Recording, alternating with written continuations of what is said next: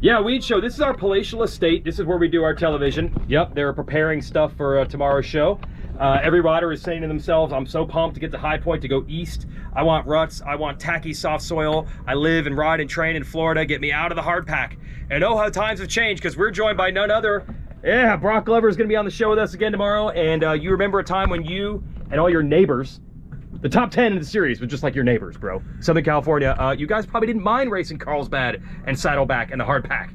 No, we did not, actually. You're right. It seemed like a 125 Nationals, especially the 125s. You'd look at the results and the standings, and it was 9 of the 10 were Southern California. Grow up, CMC, Carlsbad, Saddleback, and the tracks like that. How did it work when you guys got here? Because now all the riders are pumped to get to High Point, Southwick, Redbud, all those places. Yeah. Were you guys fish out of water, or was it okay?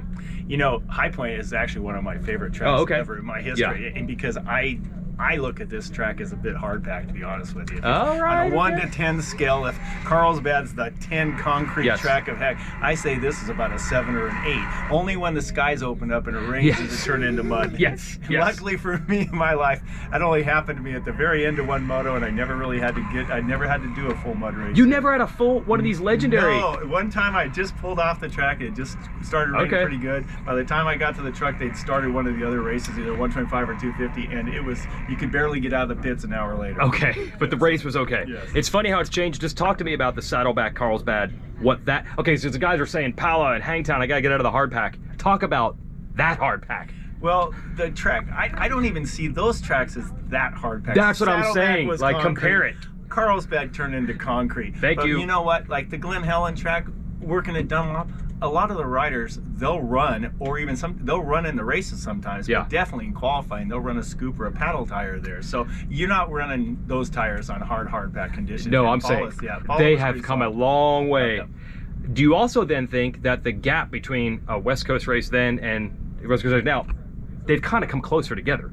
The soil isn't as different. Yeah, absolutely. Yeah. The track maintenance now, I mean, even in Colorado where we had 95 degree and very low humidity last week, they did a fantastic job of keeping moisture in that track. That's a monumental task by that David Claybon and all his crew there. Yeah. They did a great job, and you could see they had a lot of moisture in that track. So tracks are not like they used to be, but you know, that's for the better. There's no dust. Spectators, viewing's better, racing's better, and so I'm okay with it. But it still had to be a special skill. Carlsbad, Blue Groove, and all that. Oh, no question about it. Similar to what the World Championships used to look like. If you talk to the older veteran World Champion riders that used to ride kind of the legendary tracks and things like that, you know, they would have to be really good in if you had to be excellent rider in somewhere like Italy, for instance, or you had to go to Spain. But then you had this well-known Dutch riders or the Belgian riders that could ride Lommel and the Sand, Valkenswaard, those tracks like that. So you really, to be a world champion, you had to be an all-around rider, and it didn't mean win every single race and every single condition, but you had to be somewhere in the top 5 or 10. Makes sense. Yeah, now we've got like universal dirt. Like, yes, it's different west to east, but not as different as it was. Carlsbad, Saddleback, gnarly.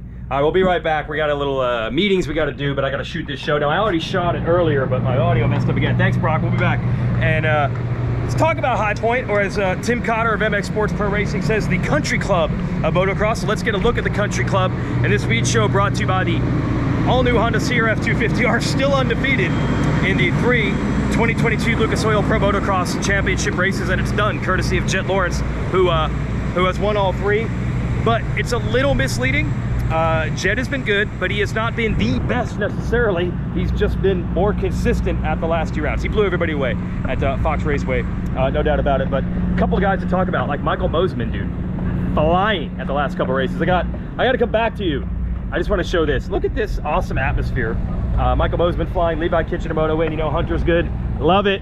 That's where it's at right there. Good times. The Caroli crew and the Roxy crew. What's that?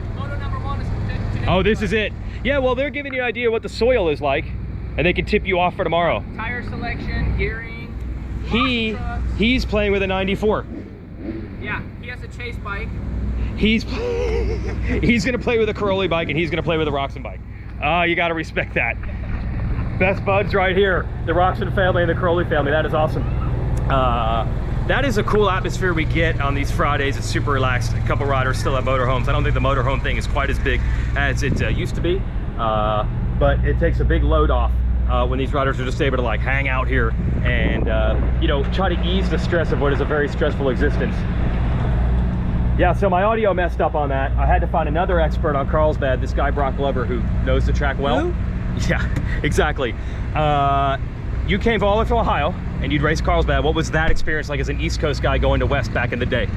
That was a whole new ball game. Yeah, yeah. I come from tracks like High Point here where it's nice and loamy and rutted. Yeah. And I went out there first year as a professional, 1982, on a Mako. Yeah. Running a Metzler tire, which they didn't even have in California. Okay.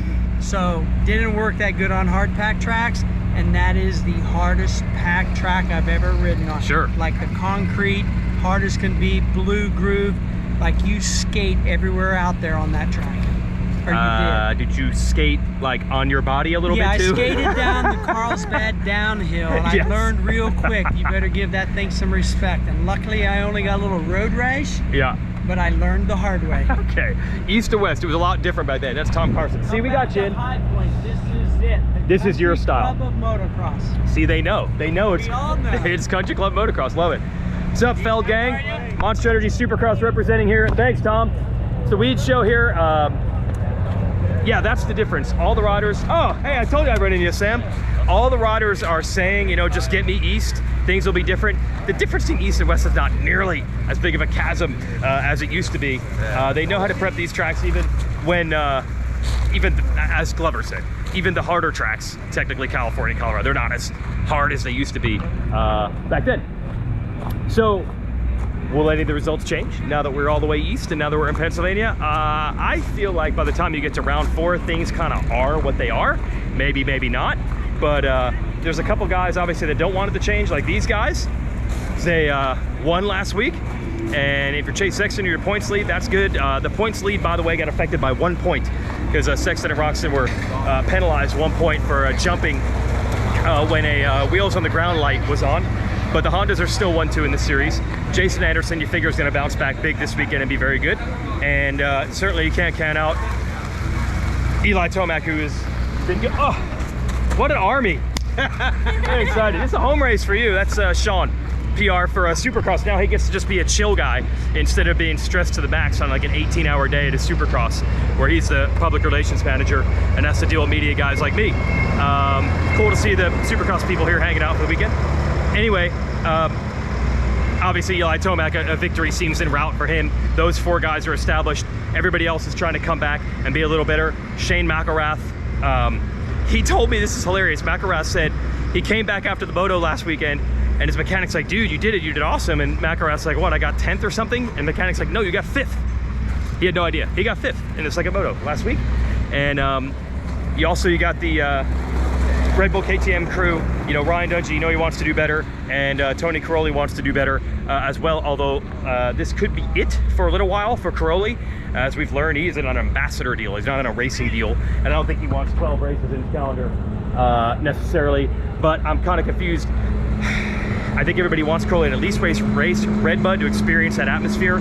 Also, he says he wants to race Donations, right? So he'd get a little track time on that track to prepare for Donations. It's kind of the way the series works. It makes sense for your Caroli to start at round 1, just in case you go 1-1 and you're like, wait, I could win this title. You better start round 1. Imagine if you start at round 3 and you win, and then you're like, ooh, I eliminated myself from the title right off the bat. But at the same time, everybody knows the center of the series, right? High Point, then we got Redbud, Southwick, Millville. Those are great tracks. And people want him to experience those tracks and then go back and tell his buddies in Europe what the tracks are like. You see Big John? Yeah. You were good. He checking the boxes. Big John, our head of security. The Dungey parents have been here, mom and dad, and Brian Dungey's dad said, the only guy I haven't seen is the old security guy, Big John. We got to come east when we get Big John, a former NFL player who now works security at these Eastern events and usually gets hired by Team USA to do their security as well. Deep, deep, deep inside the trenches of these pits. These are the faces that the Dungey family and people like that come to know and become friends with. And it's been like a reunion for them. So we'll see if Dungey and Caroli can close that gap up. Caroli's getting closer. Nailed the starts as of late. 4th, the last race. Could he get a podium before he goes? I'm sure we'd love him to stick around. I don't know if that's going to happen. As for Dungey, the quest continues to close that gap as well. So that'll be interesting. And then we go to the 250s, and like I said, Michael Mosiman has been flying as of late. He had bike problems at Colorado. That's why the results didn't show what he had, you know, that fast qualifying time. Wasn't able to utilize that in the races, but he was catching Jet Lawrence in Moto 2, had bike problems. So watch out for him. And Levi Kitchen's got a moto win. I talked to Levi earlier, and I said, did your week change now that you got that moto win? And he said, yeah, because now I know if I'm in that position, I can do it. And that says a lot, because these guys that say they need a whole shot, when they get it, half the time it changes their life, like it did for Levi Kitchen, and half the time they tighten up and get nervous. So now he knows not to do that, and that he can avoid that. And then you got Justin Cooper, typical Justin Cooper, hovering around those podium spots, super consistent, like he has been his whole career. So there are other guys that at least believe they can get this done, and it's not just a Lawrence show. We're gonna find out at the Country Club of Motocross. Just about everybody says when they go east, things are gonna get better. But I got news for everybody. You can't all get better. The math says that it's impossible for 40 riders to all improve their results on the same day. Hey, Glover's right. I would not consider this soft dirt. So we'll see if the movies really changes anything. 4-rider battle right now with 4 guys that have won motos in the 450 class. Can anybody else get in there? We're gonna find out real quick. Thanks for watching the Weege Show, brought to you by the Honda CRF 250R. All new, lighter, faster, and stronger for 2022, and still undefeated.